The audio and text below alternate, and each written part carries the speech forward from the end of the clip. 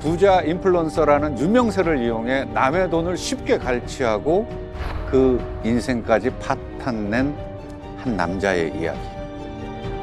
그리고 마찬가지로 교묘한 수법을 부린 한 여자의 이야기.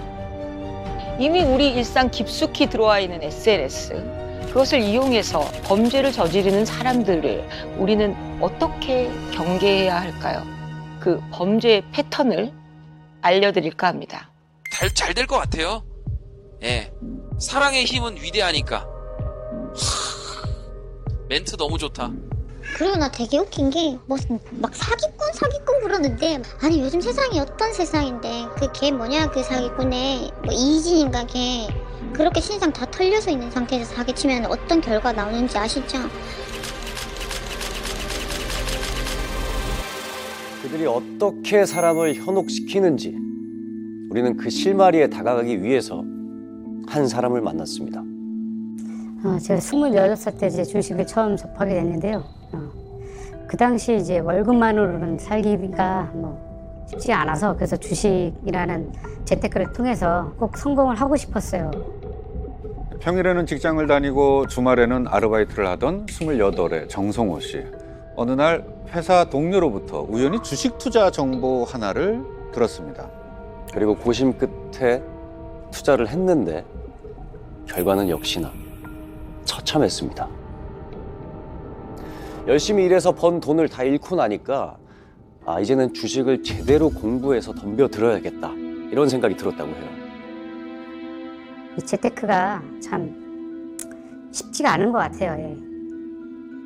사기꾼도 많고 시장에 잘못된 정보도 많고, 그러다가 이제 혼자 하기 버거우니까 경제TV라는 그 채널을 통해서 이제 이희진이라는 전문가를 만나게 됐던 것 같아요. 그 당시에 이제 인터넷으로 검색을 해보니까 이 난다긴다 하는 수많은 주식 투자 전문가들 중에서도 이 수익률이나 회원 만족도가 가장 높은 베스트 파트너 8인에 뽑힌 사람이었었다고 해요. 젊은 친구가 설득력이 좋았던 것 같아요. 자신감 있게 아주 좀 말을 좀 잘하고 재밌게 리딩을 잘 한다. 네, 그렇습니다. 난다긴다는 전문가 사이에서도 이진이 눈에 딱 띄더라는 거죠. 그랬지만 일단은 신중히 지켜봤다고 합니다. 근데 그렇게 한 2달쯤 흘렀을까? 뭔가 믿기지 않는 일이 벌어졌대요. 2015년 3월 달에 보톡스 관련된 장외 주식이 있었는데, 회원 가입을 하고 들었을 때 장외에서 12만 원 했었거든요. 근데 한 2달 사이에 그게 24만 원까지 더블을 가더라고요. 그렇게 급등하는 거 보고 저도 좀 눈이 돌아갔던 것 같아요. 30살 주식 천재 등장이 운명처럼 느껴졌다고 합니다. 주가가 이렇게 눈앞에서 2배 뛰는 걸 보면 눈이 돌아가지 않기가 힘들죠. 그렇죠. 이 주식 투자에 성공할 방법을 알려주겠다는 이 남자의 재력 수준은 아주 어마어마한 수준이었습니다. 이희진은 자기 SNS에 호화스러운 일상을 공개한 것도 모자라 수영장이 딸린 청담동 자택, 현금다발, 수천만 원을 호가하는 시계들, 값비싼 슈퍼카들로 들어찬 주차장 사진을 SNS에 올렸죠. 성호 씨 말고도 이희진의 재력을 부러워하는 사람들이 많았습니다. 주식으로 나 돈 이만큼 벌었다, 이렇게 공개적으로 전시를 한 겁니다. 이렇게 자랑했던 것 중에 그 부가땡이라는 유명했죠, 그쵸? 차 그냥 한 대 값만 한 30억 정도 한다고 하니까 이희진을 만난 사람들은 정말로 주식으로 돈을 진짜 많이 번 사람이다, 이렇게 생각을 할 수밖에 없었겠죠. 그럴 수밖에 없죠. 눈으로 보이는 건 믿기가 너무 쉽거든요. 그렇죠. 좋은 차와 또 좋은 집, 그런 걸 많이 또 인터넷이나 언론에 많이 또 그런 걸 많이 내비쳤거든요. 이 사람이랑 같이 하면은 잘 될 수 있을 거다, 그런 막연한 어떤 기대감과 희망을 갖고 사람들이 많이 선호를 했던 것 같아요. 그리고 재력뿐만이 아니라 또 자기가 얼마나 영향력이 있는 사람인지도 뭔가 이렇게 내보이고 싶었던 것 같아요. 네. 그래서 테슬라 CEO 일론 머스크한테 이메일을 보내요. 한국에 너희 전기차를 들여와서 사업을 하고 싶다. 나는 자신 있다. 이렇게 보냅니다. 하이 앨런 머스크. 자, 우리 보스는 한국에서 가장 유명한 투자자다. 제 사진 집어넣고요. 자, 미국으로 치면 워렌 버핏, 조지 소로스 정도 생각하면 된다. 라고 제가 본인이 스스로 썼습니다. 제 스스로. 부가티나 람보르기니 사진을 딱 넣고요. 약간 할리우드 액션 넣으면서 나는 자신 있다. 예, 이거는 건방짐이 아니라 자신감이죠. 그죠? 굉장히 자신감 있어 보이긴 하는데 근데 이게 뭐 사업을 같이 하기로 결정됐다 이런 것도 아니고 일방적으로 사업 제안 이메일을 내가 보냈다. 이걸 굳이 이렇게 대외적으로 알린다는 건 아니 그냥 이메일을 우리도 할 수 있는 거 아니에요, 그건? 저도 보낼 수 있죠. 네, 그렇죠. 근데 이게 정말 사실이 아니면 내가 이럴 수가 있겠느냐? 뭐 이렇게 사람들로 하여금 생각하게 만든 거죠. 그리고 또 이런 스토리들을 들려줍니다. 30대 젊은 나이에 성공한 주식 투자 전문가. 하지만 난 금수저가 아니라 당신과 같은 출발점에 있었던 흙수저였다라는 거죠. 빚이 좀 많아가지고 제가 어렸을 때 그 대학 등록금이 없어서 대학을 못 갔어요. 동생이 학자금 대출을 받으려고 제가 웨이터를 했었어요, 나이트. 그래서 10,000원을 팁으로 받을 때 그 얼마나 행복했던지. 이진의 인기가 한창일 때가 2014년에서 16년 그쯤이었어요. 그때가 흑수저, 헬조선, M4 세대 막 그런 단어들이 쏟아져 나왔던 시대거든요. 네, 그럴 때에 흑수저로 태어나 자기 투자 능력으로 엄청난 부를 쌓은 청담동 주식 부자. 사람들한테 이게 어떤 의미로, 어떤 메시지로 와닿았겠습니까? 당신도 할 수 있다. 당신도 나처럼 될 수 있다. 내 비루한 인생을 바꿔줄 난세의 영웅처럼 보였을 수밖에 없겠죠. 그리고 이 타이밍에 결정적인 마법의 문장을 꺼냅니다. 우리 어머니랑 우리 회원님들 수익 낸다는 사명감으로 저희 해요. 어머니도 합니다. 아버지도 합니다. 제 동생도 합니다. 가족이 합니다. 이제는 여러분들이 제 가족입니다. 그죠? 다 같이 성공합시다. 제가 노력하겠습니다. 잘 될 것 같아요. 예. 사랑의 힘은 위대하니까. 멘트 너무 좋다. 멘트 너무 좋네요. 멘트 너무 좋다. 내가 당신한테는 알려줄게. 왜? 우리는 가족이니까. 영화 그 범죄의 재구성에 보면 마지막에 그런 데서 나와요. 사기는 테크닉이 아니다. 심리전이다. 그 사람이 뭘 원하는지, 그 사람이 뭘 두려워하는지 알면 게임 끝이다. 그러니까 사람이 가진 그런 욕망을, 그런 심리를 잘 자극하면 어떤 사람이든 그 사람의 지갑을 내가 열 수 있다. 뭐 그런 거죠. 네, 그렇다면 이진이 사람들의 지갑을 열게 했던 대박 주식의 진실은 과연 뭐였을까요? 2012년부터 증권방송에 출연했던 이희진은 처음엔 다른 증권 전문가와 크게 다르지 않았어요. 그러던 2015년 3월 26일 그가 운영 중인 블로그에 의미심장한 글을 올립니다. 흑수저에서 1,000억 원대의 자산가가 될 수 있었던 비법, 장외 주식에 관한 정보를 공개하겠다고 선언한 거죠. 경제 용어가 나오니까 좀 어렵게 느껴지실 수 있는데 이진이 언급한 장외 주식은 그러니까 다시 말해서 이제 공개 회사가 아닌 그러니까 상장이 안 된 비상장 주식을 노린 거였습니다.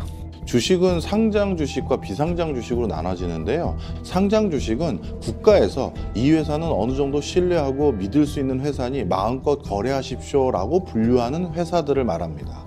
그러면 비상장 회사라는 것은 말 그대로 국가기관과 같은 공식력 있는 곳에서 이 회사가 신뢰할 수 있는 회사인지 믿을 수 있는 회사인지 인증을 안 해줬다는 것이고요. 이것은 달리 말하면 그 회사가 발표하는 많은 자료들을 누구 하나 객관적으로 검증해 줄 때가 없다라는 겁니다. 비상장 주식에 투자하는 것 자체 이건 뭐 불법이 아닙니다. 그 회사가 상장되면 주식이 오를 거고 그 회사의 가능성을 보고 투자를 하는 건 뭐 이거 누구나 할 수 있는 거죠.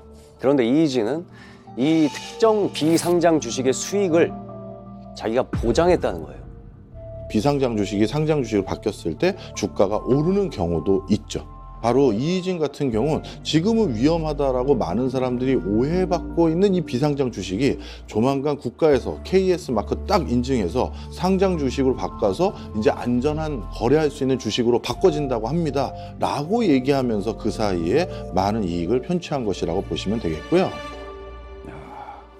그러니까 자기가 가진 노하우로 이미 상당한 돈을 벌었으니 내가 골라주는 비상장 주식에 들어가면 수익을 볼 수 있다. 사람들에게 이렇게 얘기한 거죠. 그러니까 자기가 고른 비상장 주식이 어떻게 상장 주식이 될 수 있겠냐 이렇게 질문을 하면 이렇게 대답을 했다고 합니다. 네, 당연히 기업 탐방 매일 다녀요. 하나라도 더 배우려고. 네, 여기서 내 간절함이 나오는 거고요. 그 다음에 간절하니까 수익 나는 거예요. 그 회사의 투자 가치가 어느 정도인지 알아내기 위해서 시간과 노력이 만만치 않게 듭니다. 발품을 파는 거죠. 근데 여기까지는 누구나 하는 거란 말이죠. 근데 거기서 한 스텝 더 들어가는 거죠. 이 누구나 알 수 없는 이 고급 정보들을 나는 알아낼 수 있다. 어떻게? 내 인맥으로. 솔직히 말씀드리면은 저를 싫어하는 사람은 진짜 못 봤어요. 네, 대표 형들이 다 좋아해요.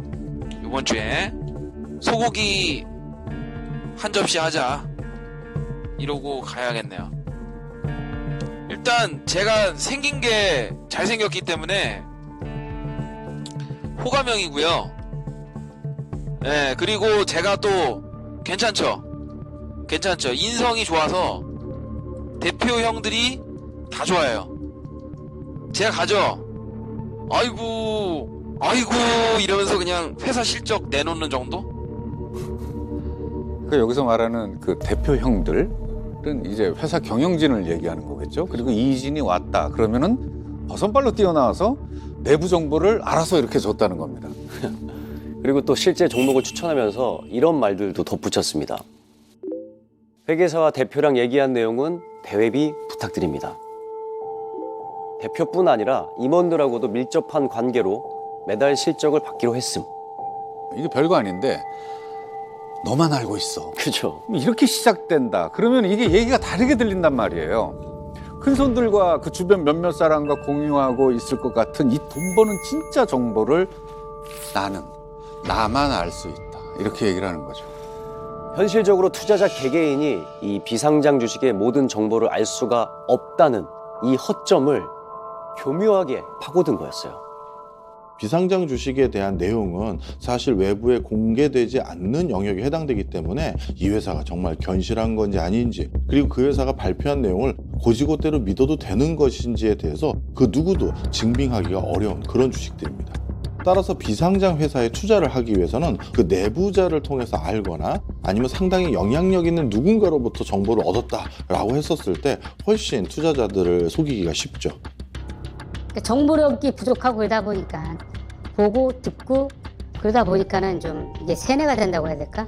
우리나라 증권 1등 방송에서 1등 하고 있다고 하니까 좀 더 이제 기대감과 희망을 갖게 된 거죠.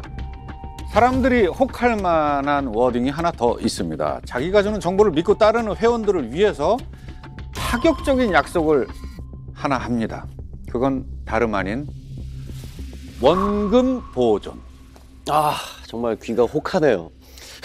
저도 주식 투자를 해봐서 알지만 사실 원금 보존을 해준다는 말 자체가 그냥 일단 사기라고 봐도 무방하잖아요. 원금 보존은 저축이죠. 저축할 때 뱅크런이 일어나지 않는 이상 원금은 보존된다는 그런 건데. 그렇죠. 이자율이 한 3% 미만 뭐 그 정도. 근데 이제 이상하게도 이희진은 이 원금을 보존해준다는 이 말을 그냥 입에 달고 살았다고 합니다. 안전하냐고요? 아, 원금 보장 되죠. 원금 보장 되죠. 왜냐하면 저희가 연대 보증해 주니까. 은행보다 안전하죠. 어떻게 원금을 보존해 준다는 거냐? 첫째, 자신이 추천한 종목은 믿어도 된다. 단기적으로 잠시 손실이 나도 장기적으로는 절대 손실이 날 리 없다. 그리고 둘째, 만약에 손실이 난다? 내가 내 재력으로 물타기 해준다. 그러니까 주가가 떨어진 주식을 자기가 다 구입을 해서 원금은 어쨌든 무조건 보존을 해드리겠다고 얘기를 한 거예요. 어떻게? 나는 돈이 넘쳐나니까. 네, 실제로 이진이 추천한 종목이 폭락을 했습니다. 그래서 회원들이 속상해하니까 방송에서 이렇게 얘기를 합니다. 200억 되면요, 제 돈 75억 제외하고 나머지 125억 그대로 나눠드릴게요. 아, 이 재력 플렉스의 좀 클래스가 좀 다르죠. 이 100억 단위의 돈을 그냥 나눠주겠다니. 네, 근데 거기에 단서가 있었습니다. 내가 투자한 75억이 200억이 되면 그때 나눠주겠다. 본인이 지속적으로 의미 있는 수준 이상의 수익을 거두었고 상당히 안정적이었다라는 것을 이렇게 자신들이 활용했던 매체를 통해서 계속해서 보여줬습니다. 그러다 보니까 많은 투자자들이 가장 우려했던 위험해 보여서 원금마저도 못 지킬 것 같은데라는 우려를 불식시킬 수 있었던 상황이 됐죠. 네, 이렇게 고급 정보를 준다는 명목으로 만든 이진의 유료 회원방의 인기는 식을 줄 몰랐습니다. 제가 알아보니까 이 주식 방송하는 전문가들이 인기나 신뢰도에 따라서 이 유료 회원 가입비가 막 천차만별이라고 해요. 최저 한 50에서 한 99만 원 그 사이였던 것 같아요. 이제 그달 뭐 프로모션에 따라서 가격이 조금씩 틀렸거든요. 1년 6개월 가입을 하면은 이제 평생 회원 제도라고 해서 가격은 한 1,500에서 한 1,600 정도, 그 정도 들었을 거예요. 그때 당시 인기가 어느 정도였냐면 이진이 추천해주는 종목이 뭔지 알기 위해서 이 방송을 가입해서 이걸 들으려고 하는 사람들이 이게 웨이팅이 있었대요. 무슨 맛집처럼. 이게 사람의 심리가 너도 나도 들으려고 해가지고 유료 회원이 되려면 이게 웨이팅을 해야 된다. 이 얘기를 들으면 더 듣고 싶어서 막 미치겠죠. 야, 이 사람 진짜 뭔가 있나 보다. 진짜 이거 이진은 뭐가 있구나. 사람들이 이렇게 믿게 되는 거예요. 왜 우리가 그냥 지나가다가도 어디 식당 앞에 줄 서 있으면 먹어보고 싶잖아요. 궁금해지잖아요. 예, 맞습니다. 그러니까 이런 사람들의 입소문을 타고 이진의 이 유료 회원 방은 말 그대로 주식 맛집으로 둔갑이 가능했던 겁니다. 제가 명단을 좀 갖고 있는데 누적 회원수가 그러니까 한 5천 명이 넘었어요. 한 번이라도 유료로 가입했던 회원이. 한번 계산을 갖다가 해보자고요. 5천 명이 그러니까 최저가 50만 원으로 한 달씩만 받다고 해도 이게 25억이에요. 한 달에요? 네, 이게 비상장 주식 전문가 타이틀 하나로 그냥 벌어들인 액수인 거죠. 그리고 또 이게 함정인 게 비상장 주식에는 사실 전문가라고 할 수 있는 사람이 있을 수가 없대요. 왜냐면 애초에 여기저기 막 생기는 수많은 비상장 회사들을 다 속속들이 안다는 것 자체가 거의 불가능하다고 합니다. 네, 그렇습니다. 이 거짓 타이틀은 곧 밝혀집니다. 조만간 상장할 것 같다. 초대박 날 수 있다. 그런 온갖 수식어를 다 사용을 하면서 아주 사람들을 혼을 뺐죠. 그렇게 넘어갔잖아요. 이렇게 아직까지 벌써 한 8년이 지났는데도 상장이 안 된 종목들도 있어요. 자기가 팔아준다고 약속을 해놓고 가진 핑계 대면서 약속을 안 지키니까 너 이거 사기친 거 아니냐. 그때부터 이제 사기꾼으로 보게 된 거죠. 자, 결과는 이렇게 이미 예견된 거였습니다. 이진이 말해준 비상장 주식 중에 일부는 뭐 상장이 되기도 했습니다. 상장이 되면 되는 대로, 안 되면 안 되는 대로 문제가 터지기 시작합니다. 한 번은 투자했던 회사의 대표가 원정 도박 혐의로 구속된 일도 있었다고 해요. 네이처 대표가 도박할지 제가 알았겠습니까? 그리고 혜성 대표가 갑자기 죽을지 제가 어떻게 알았겠어요? 그러니까 이런 거는 천재지변인 거잖아요. 문제 없다. 곧 나올 거다. 상장하는데 전혀 문제가 없고 대표도 조만간 나올 거다. 아직도 지금 상장 안 되고 아직도 그냥 있어요. 상장이 안 돼서 좀 돈이 묶여 있잖아요. 덫에 물리는 거죠. 분명 나만 이런 게 아닐 거다. 그래서 정성호 씨는 다른 회원들에게 연락을 해보려고 했는데 또 이 회원 간의 연락처를 공유하는 거나 또 채팅방이 만들어지는 것조차 아예 다 막아놨다고요. 안전장치는 또 다 해놓은 거예요. 그래서 결국에는 뭐 강연회 같은 곳에서 사람들을 어렵게 만나게 되고 그런 피해 상황을 이제 공유하다 보니까 피해자들이 이제 많았던 거죠. 그런 피해자들의 신고로 인해서 검찰에서 이제 내사가 진행됐는데 이때 이희진은 이런 식으로 변명을 했다고 합니다. 아니 죄를 지었으면은 안심을 못하죠. 예. 근데 뭐가 없는데, 예? 그러면은 거기 뭐 예를 들어서 그 기사에 있는 것처럼 제가 여러분들 주식을 12만 원에 사서, 예? 사서 25만 원에 팔았습니까? 방향수 자체가 허위 사실인데 조사해봤자 뭐 나올 게 뭐가 있겠어요. 말도 안 되는 소리인데 다 처음부터 끝까지. 늘 자기는 비상장 주식 전문가로서 종목만 추천할 뿐 아무런 이익을 가져가지 않는다라고 말했지만 사실이 아니었습니다. 이 유사투자자문의 인간은 단순히 고객들에게 정보만 제공해 줄 수 있는 역할까지만 법적으로 허용된 거예요. 근데 이희진이 했던 것은 그런 정보를 제공하기 전에 본인이 스스로 그 회사 주식을 일부 사놓거나 해서 고객들에게 더 비싼 값에 그걸 팔고 이런 행태를 보인 것이죠. 자, 심지어 건전한 가격 경쟁이 일어날 수 있도록 투자회사 세 곳을 소개합니다. 미래투자 파트너스, K론 인베스트먼트, 프라임 투자 파트너스. 이희진 본인과는 아무 관련이 없는 회사라고 했어요. 무려 2,800억 원어치의 비상장 주식 거래가 이루어졌던 미래투자 파트너스는 이희진의 동생이죠. 이문의 명의로 만들어진 회사였고요.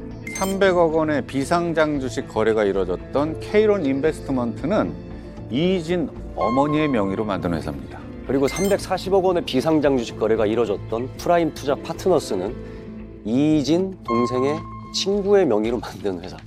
그러니까 모든 게 그냥 다 이희진의 설계였던 거죠. 자, 이게 어떻게 이렇게 가능할 수가 있었을까요? 그동안의 비상장 주식 거래는 뭐 실상 이랬습니다. 일단 이희진은 무턱대고 아무 비상장 주식을 사지 않아요. 항상 회원들의 게시글과 댓글들을 유심히 살핍니다. 게시판을 보면은 회원들끼리 이제 자기들끼리 기사도 올리고 막 정보 공유하고 아, 내가 분석해 보니까 여기 기업이 괜찮은데 이런 의견들이 있잖아요. 그러면 이희진이 동생에게 해당 비상장 주식을 사두라고 지시를 하는 거죠. 그리고 동생이 물량을 확보하면 이희진이 유료 회원들을 대상으로 방송을 통해서 그 종목을 추천하는 겁니다. 그러면 회원들 입장에서는 어라? 내가 분석했던 이 유망하다고 생각한 이 종목이 이걸 이희진이 추천을 하네? 그러니까 더 확신이 들 수밖에 없잖아요. 네, 그럼 이희진은 비상장 주식 특성상 가격 정보가 알려지지 않은 이 점을 이용해서 본인들이 싸게 사서 더 비싸게 유료 회원들에게 팔아치우는 거죠. 더 충격적이었던 건 이 투자회사들이 아예 금융위원회로부터 금융투자업 인가조차 받지 않았던 사실상 무허가 투자 매매였던 거라고 합니다. 네, 이게 뭐 설계라고 말씀을 하셨는데 이 설계서부터가 모든 게 불법이었던 겁니다. 이걸 회원들은 까맣게 몰랐던 거죠. 결국 이희진의 실체는 밝혀졌습니다. 방송에 나와 슈퍼카와 수영장 딸린 집을 자랑하던 일명 청담동 주식부자 이희진 씨가 어제 검찰에 긴급 체포됐습니다.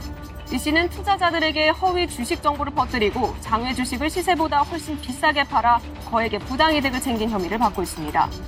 그로부터 7년여의 시간이 흘렀지만 그에게 속은 투자자들의 상황은 여전히 달라진 게 없습니다.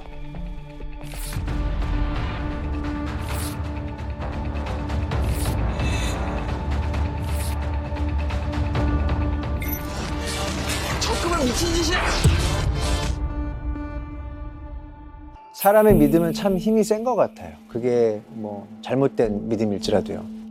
사람이 현혹된다는 게 얼마나 무서운 일인지 알게 하는 비극적인 일이 벌어지거든요. 이희진이 구속되고 복역하던 중에 벌어졌습니다.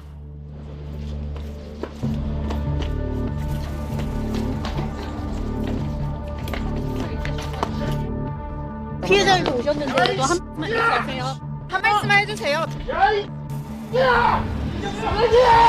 한 말씀 부탁드릴게요. 혐의는 인정하시는 겁니까? 피해자들한테 한 말씀 해주세요. 야, 거기 가서 살아봐, 임마. 맛 좀 봐. 재판 내내 이희진은 돈이 없다면서 항변했습니다. 실제 검찰에서 재산 압류를 했을 당시 가지고 있는 돈이 약 10억 정도라고 밝혀졌죠. 3천억대 투자금을 굴리면서 자기는 조금도 손해를 안 보려고 했던 이희진인데 믿음이 가세요? 이상하죠. 예, 이상해요. 당시에 뭐 뉴스며 신문이며 이희진이 대체 재산을 어떻게 은닉을 했을까? 예, 뭐 본인 전문 분야답게 비상장 주식에 은닉을 했을까? 아니면 뭐 재벌 총수의 비자금처럼 무기명 채권으로 은닉을 했을까? 수없는 의혹들이 쏟아져 나왔죠. 그 중에서도 가장 관심을 끈 거는 그 이희진이 타고 다녔었던 그 슈퍼카. 이 하이퍼카의 행방이었습니다. 그 유명한 부가 땡. 네. 자기 재산을 축소하려면 가장 먼저 이 하이퍼카부터 처분했을 테니까요. 최근에 그 부가티 베이론이 팔린다는 소식이 있어 한번 만나러 가봤습니다. 잠시 따라가 볼까요? 소문대로 역시 원래 있던 자리에 없더군요. 원래 있던 자리는 바로 여기입니다. 2018년 11월 이희진의 동생 이희무는 집행유예로 풀려나자마자 이 하이퍼카를 팔기 위해서 부단히 애를 씁니다. 빨리 처분할 수 있다면 손해를 봐도 상관없다고 중개사한테 그렇게 말했다더라고요. 지난달 25일 이희진 씨 동생이 중고로 판 부가티 베이론 그랜드 스포츠 차량입니다. 동생 이 씨는 20억 원을 받고 중고차 매매 업체에 넘겼습니다. 이 과정에서 15억 원은 법인 계좌로, 5억 원은 5만 원권 현금으로 달라고 요구한 것으로 알려졌습니다. 가방이 없다고 해서 스포츠 가방 저희들이 5만 원권을 담아서 전달을 하고 계약이 성사되고 이전 등록까지 완료가 다 되었습니다. 당시 하이퍼카를 10억 원에 판매했다는 매매 계약서를 따로 요구했던 정황으로 봐선 아마도 재산 축소 시도가 아니었을까 하는 의혹이 강하게 들 수밖에 없죠. 이희무는 그날 바로 5억 원의 돈가방을 부모에게 전달했습니다. 네, 하지만 이날 미처 몰랐죠. 이 5억의 돈가방이 어떤 끔찍한 일을 불러올지. 네, 청담동 주식 부자로 포장하면서 유명세를 탔지만 결국 사기죄로 수감된 이희진 씨, 그의 부모가 지난 주말 숨진 채 발견됐습니다. 이희진 씨가 재판을 받는 중에 전관 변호사들로 구성된 초호화 변호인단을 꾸리다 보니 뭐 그런 수임료라든가 아무래도 그냥 이희진 하면은 청담동 주식 부자 이렇게 언론에서도 묘사를 했고 아직 막대한 은닉 재산이 있지 않을까 이렇게 생각하고 부모를 범행 대상으로 삼았던 것 같습니다. 이희진의 부모가 자택에서 무참하게 살해당한 날 5억 원의 돈가방도 감쪽같이 사라져버렸습니다. 누가 이희진의 부모를 이토록 잔인하게 살해하고 현금을 강탈한 걸까? 사람들이 가장 먼저 떠올리는 추론은 이거였습니다. 원한에 의한 복수. 네, 왜냐하면 당시 이희진이 재판 중에 반성 없이 무죄를 주장하고 있었거든요. 그러니까 이희진이 자기 가족까지 동원해서 벌인 사기금의 전모가 드러났는데도 불구하고 책임을 피해자에게만 돌리는 태도에 피해자들은 분노할 수밖에 없었죠. 어떤 피해자들은 음독자살을 기도하기도 하고 또 어떤 피해자들은 이희진에게 항의하다가 도리어 이희진으로부터 명예훼손, 모욕 혐의, 고소까지 당한 일까지 있었습니다. 심지어 항의하는 피해자에게 죽고 싶으세요? 네, 이런 문자까지 보냈대요. 그러면서 이희진은 이 경찰에게 수사 요구를 했어요. 아무래도 사기 피해자들이 공모해서 살인을 저지른 것 같다. 하지만 드러난 사건의 진실은 예상보다 더욱 끔찍했습니다. 놀랍게도 범인 34살의 김다우는 이희진의 투자 사기와는 전혀 관련이 없는 사람이었습니다. 네, 미국에서 한인 게스트하우스를 운영하다가 망해서 8년 만에 한국으로 귀국한 이후로 제대로 취직도 하지 못하고 빚만 늘어가는 상황에 있었어요. 어느 날 TV를 봤는데 1,000억 원대의 자산가, 청담동 주식부자 이희진이 구속됐다. 이런 뉴스가 나왔던 거예요. 김다우는 당시 떠들썩하게 보도되던 뉴스와 기사 그리고 SNS를 통해서 이희진과 그 가족들 그리고 수영장이 딸린 호화주택과 금고에 가득 찬 현금다발 그리고 30억 원대의 하이퍼카의 존재까지 낱낱이 알게 됐죠. 김다우는 뉴스를 보면서 생각했습니다. 아들들이 모두 구속이 됐고 부모만 남았다. 그럼 그 1,000억 원대 돈들은 다 부모가 갖고 있겠네. 그러다가 이희진의 부모가 하이퍼카의 매매금 일부인 5억의 돈가방을 받고 돌아올 때 김다우는 사전에 모집한 3명의 공범을 데리고 15분 전 미리 아파트에 도착해 부모를 기다리고 있었던 거죠. 그렇게 그들은 그날 이희진의 부모가 귀가하는 순간을 노렸습니다.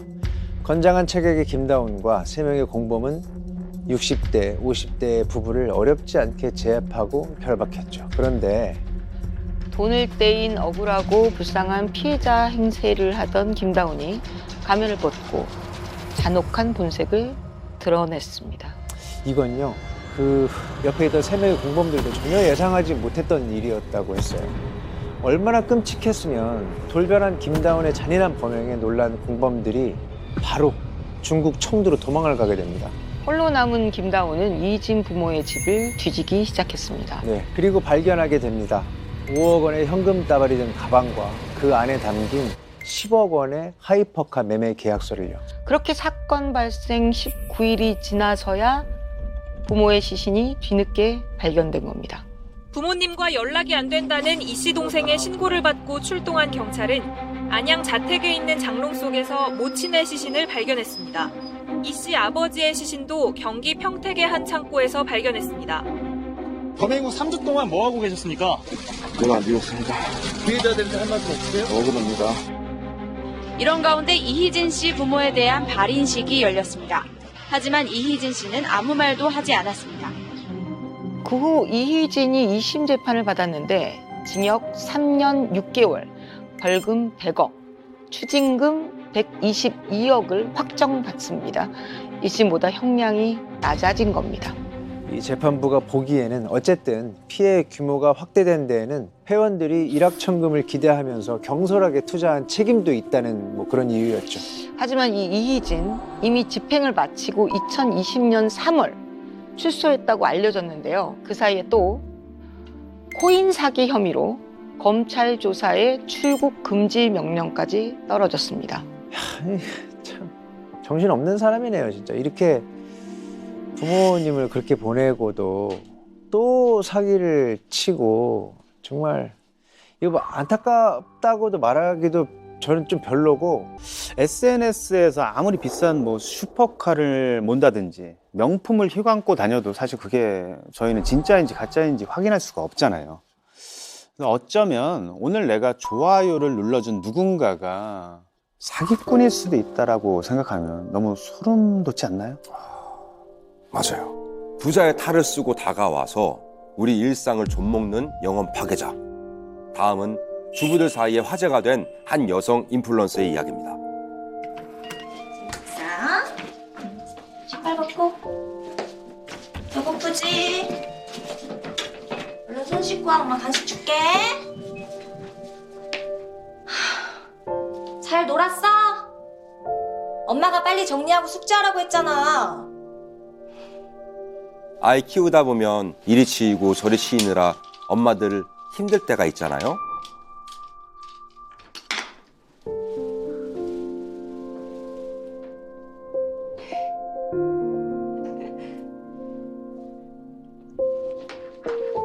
소정 씨는 잠깐 숨 돌릴 때 비슷한 처지의 주부들 SNS를 보면서 위로를 받았다고 합니다. 그러다 알게 된 유명 인플루언서 보람 씨의 일상은 늘 부럽기만 했죠.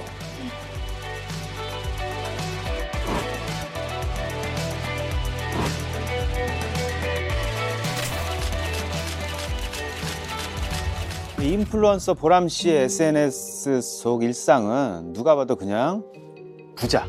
그리고 이 사람도 SNS에 자기가 부자가 된 비결을 공개를 했어요. 이희진과 마찬가지로 주식 투자. 근데 수익률이 무려 하루 평균 300에서 400만 원을 벌었대요. 슈퍼카를 탈 정도의 부를 축적한 주식 고수라는 소문이 나면서 이 보람은 2만 6천여 명의 팔로워를 거느린 인플루언서가 된 거예요. 주식하는 인별그램 아줌마라고 이름하야 주식 인줌마라고 불렀대요. 이희진과 다른 게 있다면은 주부 타겟층의 마음을 제대로 공략했다는 건데요. 이희진처럼 호화로운 일상을 보여주기만 한 게 아니라 단란한 가족을 공개하면서 나도 애엄마다. 그리고 코로나19 때는 의료기관에 방호복, 마스크 기부도 하고 이런 행동들로 주부들에게 호감을 샀다고 하더라고요. 음식 사진하고 아들 사진, 뭐 남편 사진 이런 것들도 많이 있었고 여행하는 사진들도 아주 자주 올라왔었어요. 주식 피드보다 그런 행복해 보이는 일상들의 사진이 훨씬 더 많아가지고 애기들 여권 사진을 만들어서 올렸더라고요. 이 엄마가 거짓말을 할 사람은 아니겠거니 이렇게 생각했던 게 좀 많이 컸던 것 같아요. 그런데 주부들이 이보람의 말에 혹할 수밖에 없는 일이 벌어집니다. 부를 축적한 비결이 주식 단타를 제대로 아는 나의 능력이다 라고 각인을 시킨 거죠.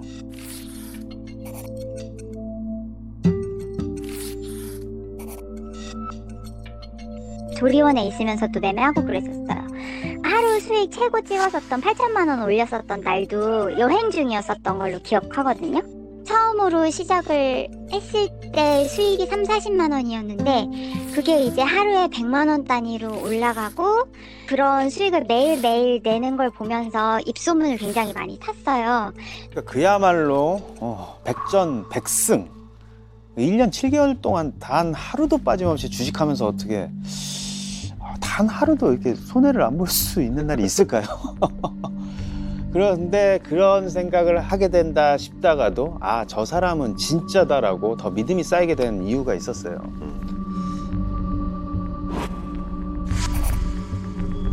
본인이 주식 좀 아는 사람이라는 티도 자연스럽게 내요. 그러니까 감독님은 스켈이 무슨 뜻인지 아세요? 아, 잘 모르는데 이참에 저도 좀 핸드폰을 두들겨 봤거든요. 근데 이보람이 얘기한 이 스켈이 뭐냐면요. 스캘핑이라고 해서 단타라는 건데 하루에도 수십 번, 수백 번씩 이 주식을 샀다 팔았다 반복을 하면서 수익을 얻는 투자 방법 중 하나라고 해요. 이렇게 해서 수익을 내는 건 주식값이 제일 쌀 때 샀다가 가장 높게 올라갈 때 팔아야 되는 거잖아요. 근데 이 타이밍을 기가 막히게 알았다는 게 저는 더 기가 막힙니다. 그 비결이 뭐냐 물으면은 이보람은 이렇게 말했대요. 소위 작전 세력이라고 하는 부티크 출신이다라는 말도 했고요. 자신이 이 바닥에서 12년 동안 있었고 12개의 차트를 동시에 보면서 VIP 관리를 했다라는 말도 했다고 하고요. SNS로 보여지는 이미지 메이킹된 모습이 사람들한테 이렇게 쉽게 각인될 수 있구나 싶어요. 이렇게 주식 인준마로 소문이 나기 시작했던 2017년부터 SNS로 이보람이 연락한 불특정 다수 사람들과 지인들까지 이보람에게 빠져들게 됩니다. 좀 많이 한창 힘들었을 때였어요. 그때 처음으로 제가 DM을 보내서 이 친구랑 연락이 닿게 된 거거든요. 이렇게 접근하기 어려운 사람인데 말을 걸었더니 되게 소탈하게 언니 이런 식으로 되게 가까운 사이처럼 친근하게 대해줬던 거. 피해자는 주식으로 큰 손실을 본 후에 어떻게든 일을 복구해야겠다는 마음이 컸어요. 근데 그때 이보람이 한 가지 제안을 해왔다고 해요. 일주일 안 됐을까요? 자기가 아는 동생이 투자 회사를 차리는데 거기에 자기가 가이드를 해주고 있고 거기에 원금해서 10% 돌려줄 수 있다. 처음에 그렇게 얘기를 하더라고요. 그런 식으로 해서 돈 좀 넣어보겠느냐 이런 식으로. 그러니까 그 결과치가 눈에 보이니까 믿는 사람이 계속적으로 늘어나고 그러다 보니까 이보람을 아는 오랜 지인들도 그녀의 말에 그냥 계속 빠져들기 시작했어요. 식당을 운영하는 민철 씨에게 어느 날 이보람이 찾아왔습니다. 어서 오세요. 이보람. 오랜만이네.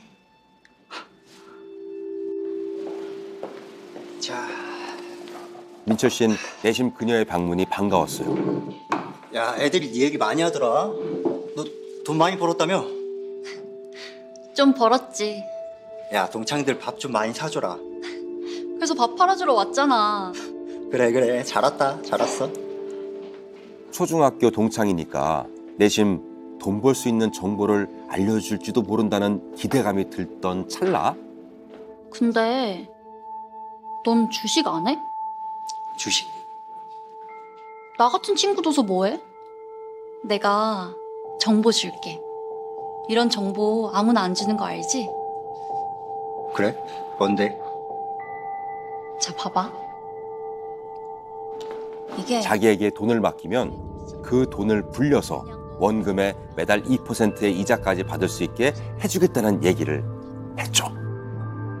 동창 모임 그때 항상 슈퍼카 끌고 오고 명품으로 올 도배를 다 했는 걸로 기억을 하고 있어요. 친구들이 많이 물어보니까 주식으로 돈을 많이 벌었다. 너도 주식을 투자해라. 자기가 수익 낳는 지표라든가 통장 내역이라든가 뭐 여러 가지 증빙될 수 있는 서류를 다 보여줬었어요. 이보람을 통해 주식이라는 걸 처음 알게 됐다는 동창 민철 씨는요, 결심을 합니다. 처음 투자할 때 제가 5천만 원을 했었어요. 매달 4월, 5월, 6월 달 하면서 5천 이렇게 제가 한 총액이 한 5억 정도 되는 걸로 기억하고 있어요. 설마 동창이 사기를 칠 거라는 거는 뭐 생각하기 힘들었을 것 같아요. 그러나 여기저기서 작은 균열들이 서서히 생기기 시작합니다. 입금이 되다가 안 되다가 그게 6개월 정도가 간 것 같아요. 그래서 이래저래 알아보고 확인을 해보니까 내일이 끝낸다. 세상에서 가장 완벽한 거짓말이 실제 있는 일을 약간 비튼 거라고 하잖아요. 어떻게 해야 사람들이 지갑을 열지 그 심리를 이보람은 잘 알고 있었던 것 같아요. 그러니까요.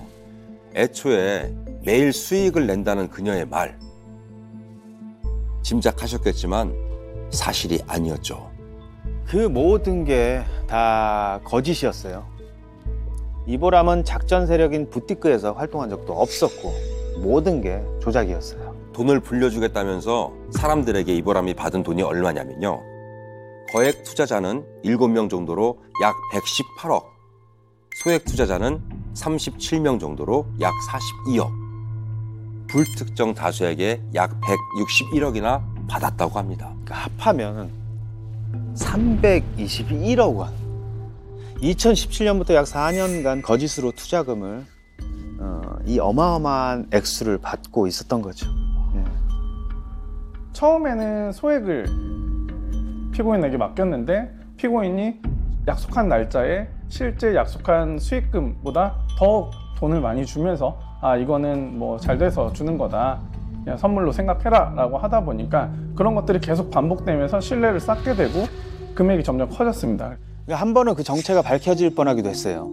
2018년 즈음부터 뜨거워진 이보람의 유명세가 3년 만에 주부 팬들을 넘어서 더 널리 퍼지게 된 겁니다. 그러면서 백전백승의 수익에 의문을 제기하는 사람이 생기기 시작한 거죠. 그러자 이보람은 SNS를 비공개 계정으로 전환해버립니다. 소통하고 싶다라고 개인적으로 메시지를 보내는 사람들에게만 자기 SNS를 볼 수 있게 해줬다고 해요. 이미 그녀에게 빠져든 추종자들에게만 자기 주식 수익을 볼 수 있게 한 거죠. 이렇게 첫 번째 위기를 넘기고 2020년 코로나19가 확산되면서 이보람에게 새로운 기회가 찾아옵니다. 일명 주린이들의 등장. 주식시장에 뛰어든 사람들로 붐이 일면서 다시 한번 큰 인기를 끌게 된 거죠. 그러니까 이희진과 마찬가지로 시대의 흐름을 또 교묘하게 이용하는데 2021년 3월쯤 주식 강의를 하면 어떨까라는 그런 글을 올려요. 이번엔 팬들도 놀래요. 왜냐하면요, 이전에 이보람이 했던 말과는 정반대의 말이었거든요.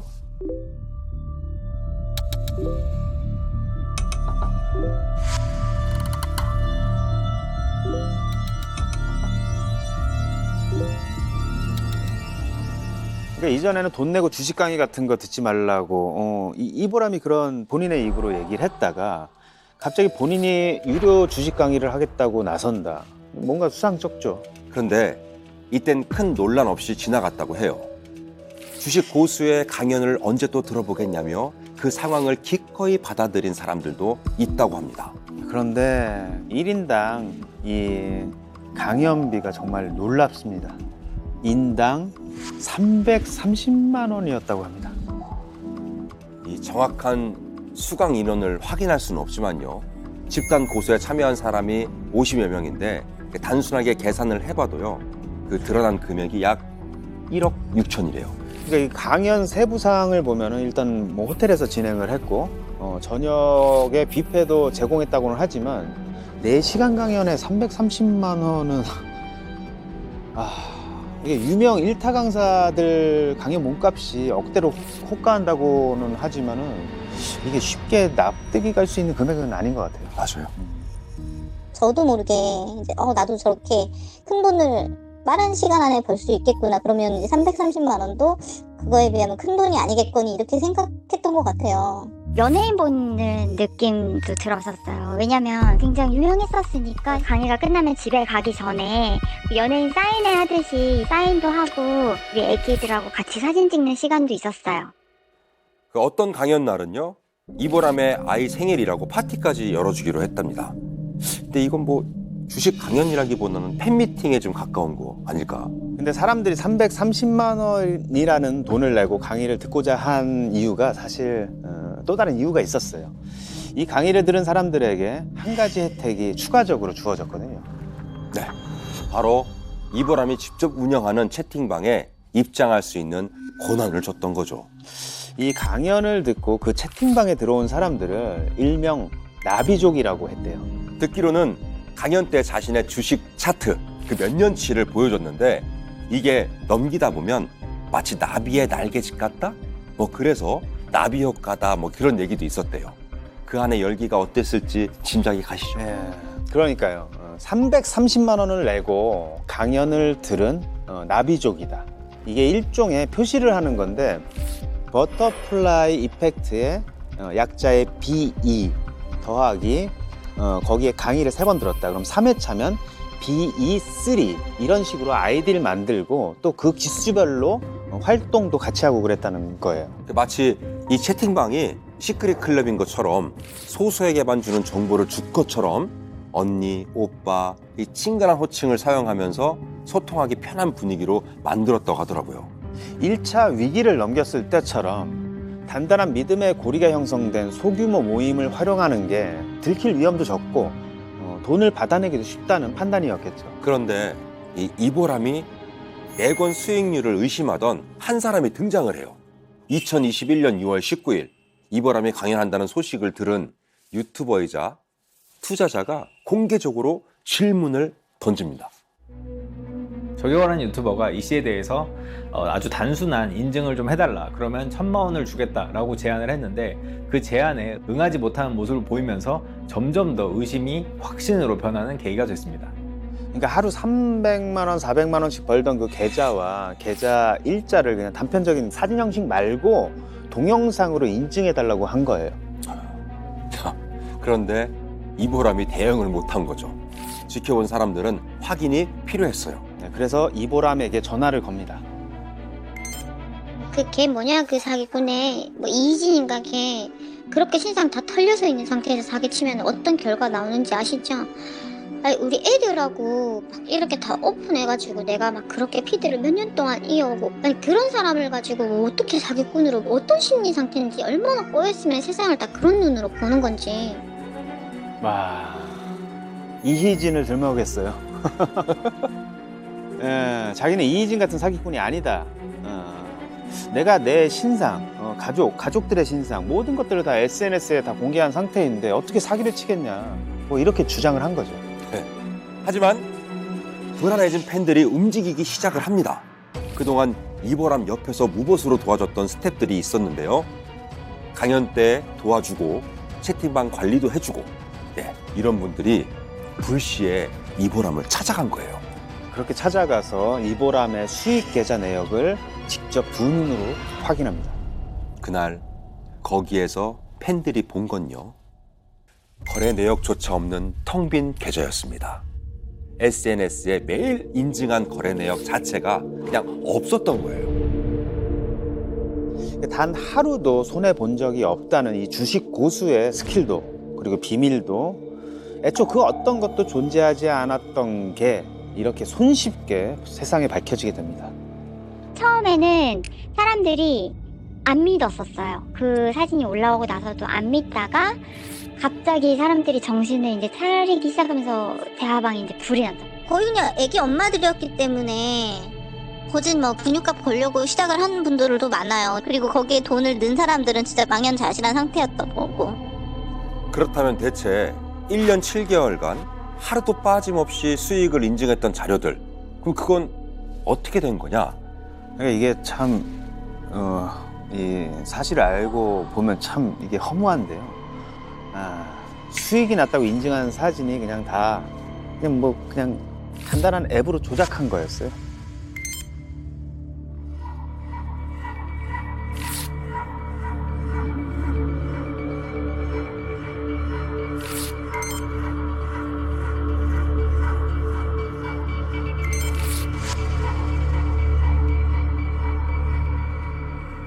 사람들을 속인데 뭔가 비범한 수법이 있던 게 아니라 너무 쉽게 눈속임을 해온 거라 사실을 안 피해자들은 진짜 너무 어이가 없었을 것 같아요. 그러니까 한꺼풀만 벗겨보면 그 실체를 바로 알아볼 수 있는 것을 약 4년이라는 시간 동안 321억 원을 편취할 동안 아무도 눈치채지 못했다라는 게 정말 놀라울 정도입니다. 맞아요.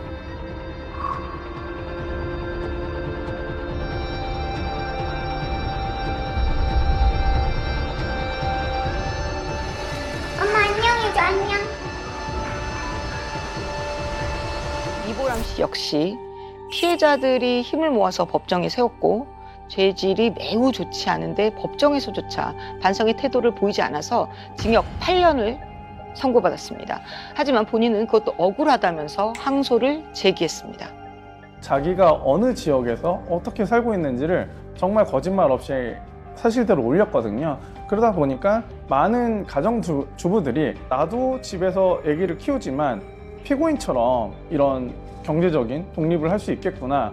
어린 자녀들을 위해서 준비했던 돈들을 다 피고인에게 맡겼는데 그 금액들을 전액 손실 보고 가정이 전부 파탄난 경우가 많았습니다. 이토록 부자 인플루언서를 사칭한 SNS 범죄가 다양해지고 있다는 건 역설적으로 어쩌면 우리가 그만큼 소위 있어 보이는 이 겉모습에 잘 현혹되기 때문이 아닐까 싶어요. 예, 그 이희진이 거짓 타이틀로 손쉽게 사람들을 현혹시키고 부를 거머쥔 것처럼요. 맞습니다. 사기꾼의 얘기를 쭉 듣다 보니까 수법이 다르면서도 결국은 비슷한 것 같아요. 맞습니다. 요즘 뭐 개인 인플루언서의 영향력이 중소기업 하나 못지 않아요. 사람들의 호응으로 그 힘을 얻는다는 게 그 핵심 같기도 하고요. 그래서 우리는 지금부터 가짜 부자의 탈을 쓴 사기꾼들의 공통된 패턴에 대해서 들려드릴까 합니다.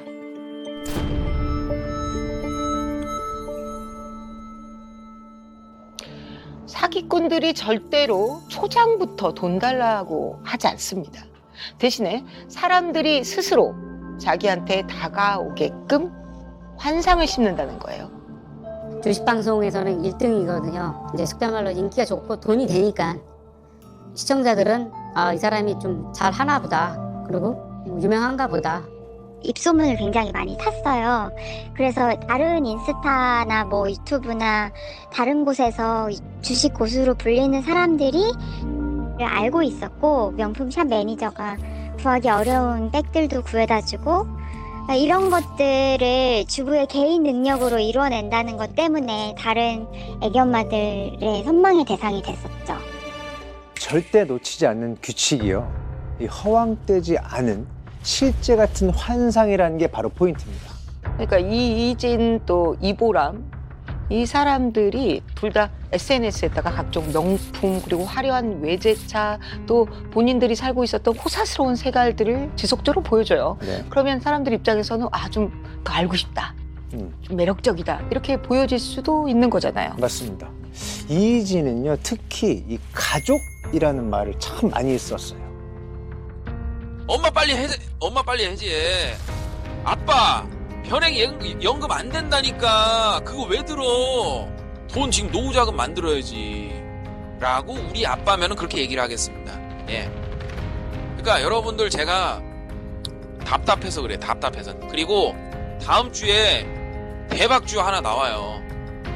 특히 이보람은 아이 키우는 엄마들을 공략했어요.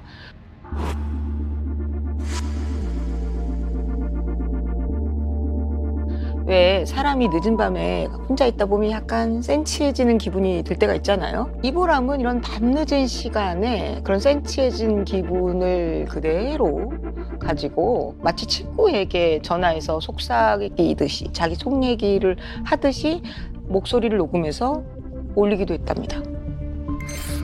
새벽에 애들 보면 이렇게 예쁜 애들 있는 엄마가 왜 이렇게밖에 행복함을 못 느끼고 사는 건지에 대해서 미안할 때도 있고, 도피처라기보다는 그냥 막 무기력하고 공허할 때 저는 매매를 더 많이 하는 것 같아요. 내가 챙기는 이득이 뭐냐면 내 일상의 변화죠. 내가 정말 뭔가 보람됨을 느끼고. 이 소름이 돋는데요. 두 사람 다 일상에서 나눌 법한 얘기들을 하는데 그 안에 아주 교묘하게 투자, 매매 뭐 이런 단어들이 교묘하게, 정말 교묘하게 들어있다는 거예요.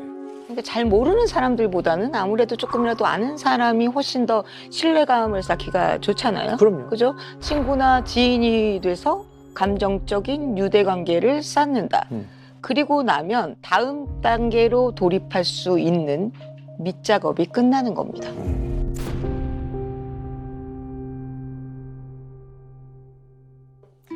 이보람 같은 경우는요, 백전백승 주식 고수라고 하니까 가짜 아니냐라는 뒷소문이 굉장히 많았잖아요.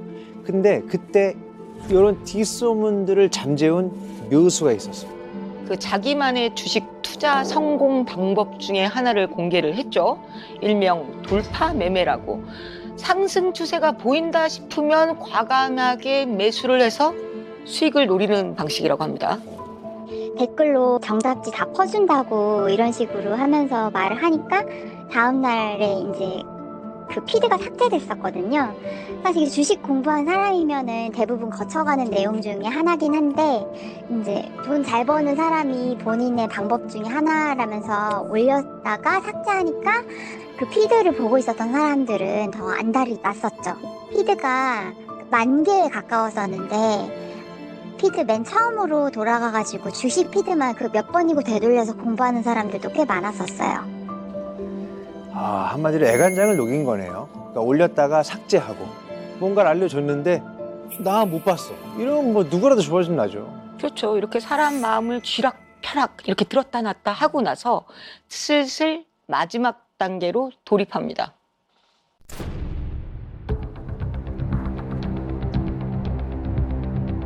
아까 얘기한 이 사기꾼 2단계.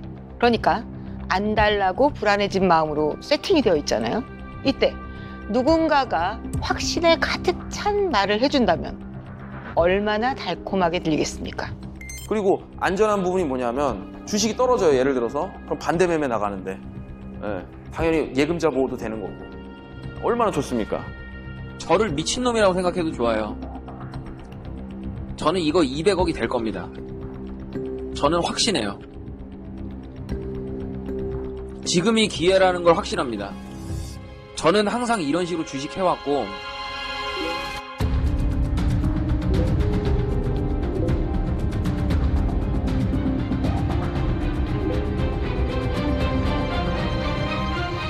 사기 아이템만 달라졌을 뿐이지 이들은 지금도 어디에선가 여전히 범죄를 일으키고 있습니다. 그래서 오늘 우리가 짚어본 사람의 마음을 쥐고 흔드는 사기꾼의 3가지 패턴을 기억해둘 필요가 있겠습니다. 네, 그리고 뭐 다소 냉정하게 들릴 수도 있지만 가장 현실적인 전문가의 조언도 새겨두셔야 하겠습니다. 이제는 이희진이 활동했던 커뮤니티라든가 특정 매체를 활용하는 시대가 아니라 유튜브라는 매체가 코로나19와 함께 대거 붐이 일었거든요.